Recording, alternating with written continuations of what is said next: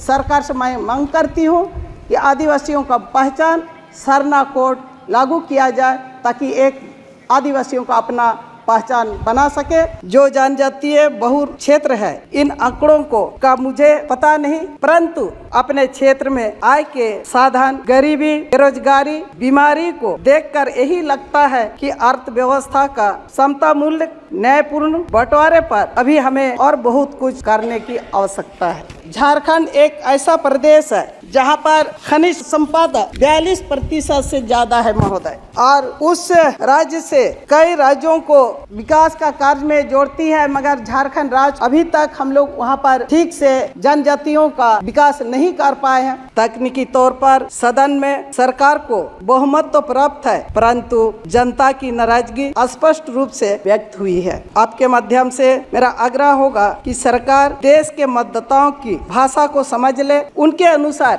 नीतियों अपने व्यवहार में परिवर्तन लाए, देश की बात करे, न्याय की बात करे। 18वीं लोकसभा के चुनावों की भाषा स्पष्ट है, स्थिर और स्पष्ट बहुमत की सरकार ये नहीं है। सभापति महोदय, सरकार के द्वारा माननीय राष्ट्रपति के अभिभाषण के माध्यम से अपनी प्रशंसा की है और भविष्य की योजनाओं के सपने दिखाए गए हैं। सभापति महोदय, अभिभाषण में स्थिर और स्पष्ट बहुमत की सरकार की वर्तमान सरकार की चर्चा की गई है। तकनीकी तौर पर सदन में सरकार को बहुमत तो प्राप्त है, परंतु जनता की नाराजगी स्पष्ट रूप से व्यक्त हुई है। आपके माध्यम से मेरा आग्रह होगा कि सरकार देश के मतदाताओं की भाषा को समझ ले, उनके अनुसार नीतियों अपने व्यवहार में परिवर्तन लाए, देश की बात करें, न्याय की बात करें। 18वीं लोकसभा के चुनावों की भाषा स्पष्ट है, स्थिर और स्पष्ट बहुमत की सरकार ये नहीं है। दुनिया की सबसे बड़ी, सबसे तेज़ी से बढ़ने वाली अर्थव्यवस्था की बातें अभिभाषण में की गई है। 2014 में 11वां स्थान से 2024 में 5वें स्थान पर आ चुकी है। लक्ष्य तीसरी स्थान पर लाने का है। मैं झारखंड के कोल्हान क्षेत्र का प्रतिनिधित्व करती हूँ, जो जनजातीय बहुल क्षेत्र है।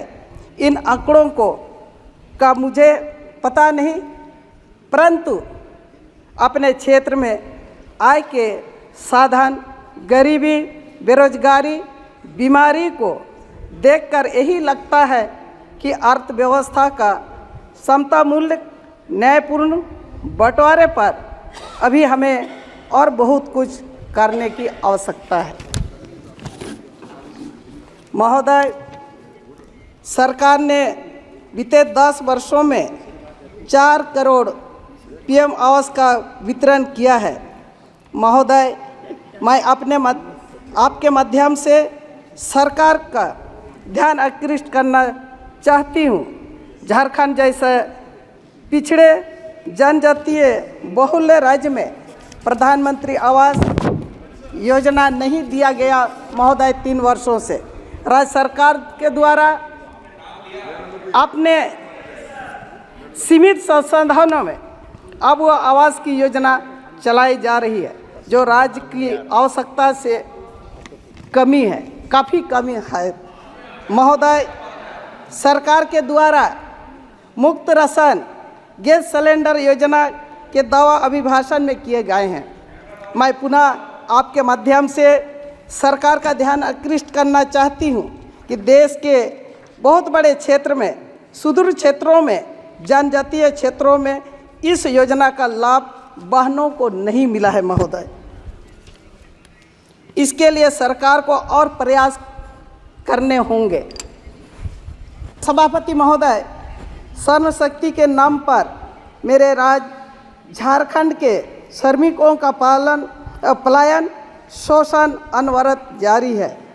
गरीब अपने अधिकारियों से अभिज्ञान खान मजदूरों दूसरों प्रदेशों में जाकर काम करने वाले श्रमिकों को अनकरण, छटनी, बेरोजगारी, बीमारी से जब तक नहीं बचा पाएंगे उनका सम्मान की बात करना बेईमानी होगा महोदय। इसी तरह से युवाओं के लिए भविष्य के साथ सरकार की विसन्नता खतरे में है। नीट पेपर लीक की जांच जिस प्रकार से की जा रही है, युवा को भरोसा सरकार से लगातार उठता जा रहा है। आपके माध्यम से सरकार को आगाह करना चाहती हूँ कि युवा देश के भविष्य है और उनकी ऊर्जा का हमें सही इस्तेमाल करना होगा, तभी देश का विकास होगा। महोदय, मैं ज़्यादा ना कहते हुए कि झारखंड एक ऐसा प्रदेश है जहाँ पर खनिज संपदा 42% से ज़्यादा है महोदय, और उस राज्य से कई राज्यों को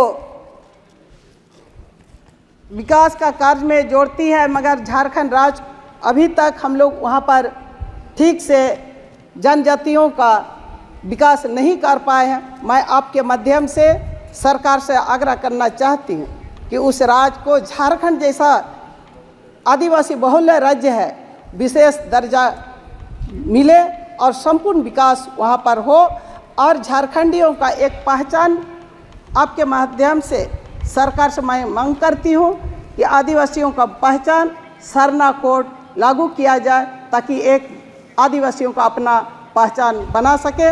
मैं इन्हीं चंद शब्दों से आपको आपने बोलने का अवसर दिया है, इसके लिए मैं आपको धन्यवाद करती हूँ। अपनी बातों को विराम देती हूँ।